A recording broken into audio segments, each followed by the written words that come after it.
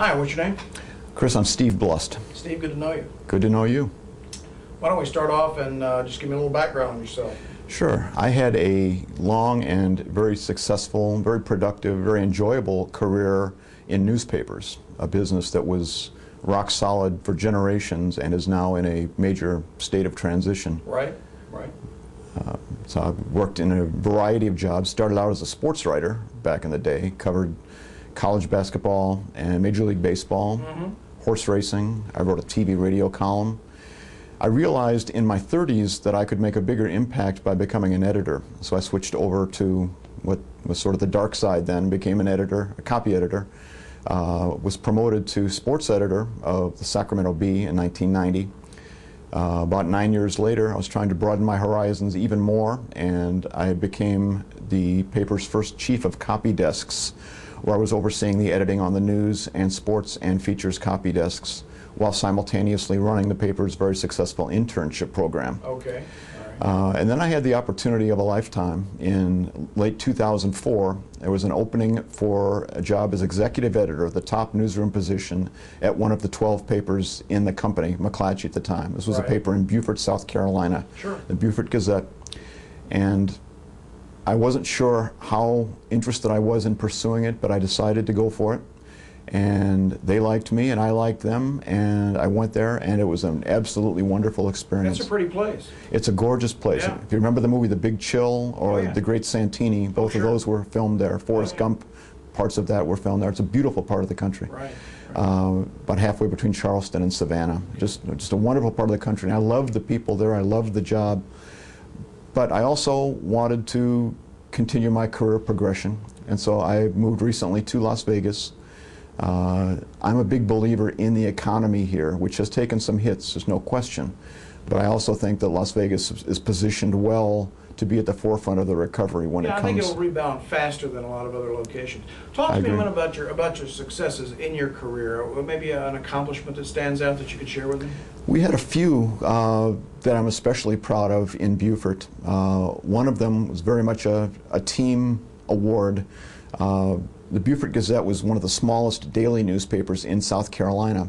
In 2007, we took first place for general excellence in the entire state in our circulation category for the first time in the paper's history. The paper was founded in 1897. It was a tremendous morale boost for the staff. They really had begun to achieve a lot of the greatness that I thought they were capable of achieving. We also had won, just before that, in an in-house competition that McClatchy, our former company, had run. It's called the President's Award. This was where all the papers basically competed against each other and submitted their best work from the previous 6 months. An independent panel of judges looked at them, surveyed them.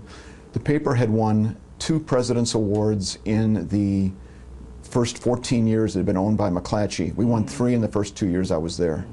And it was a wonderful accomplishment. The staff was really beginning to realize how good it could be. Yeah. Well, they had some new leadership. Well, the staff gets most of the credit. I needed to point them in the right direction, I think, a little bit. Let me ask you this. Speaking of leadership, how would you characterize your leadership style? How do you get the most out of a staff? It depends on the situation, obviously. Beaufort was a very small staff. This was a staff composed primarily of young journalists in their first or second job out of college. There wasn't a lot of experience there.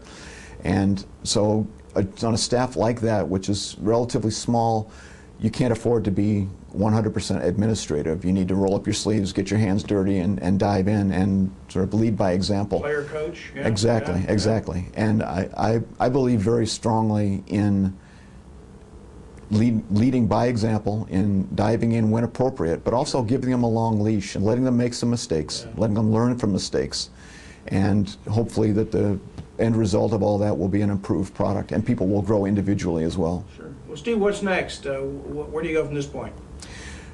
Chris, I think the skills I have are very transferable to other fields. One thing I have learned over the years is versatility. I've done a lot of different jobs. I've done well in a lot of different jobs. And I think with the economy as it is right now, virtually every business is cutting back on its staffing. People who can do a variety of different things are in demand. Those are the people who I think are going to succeed the most in the next 10 years. I think it's a better market for the truly capable executive.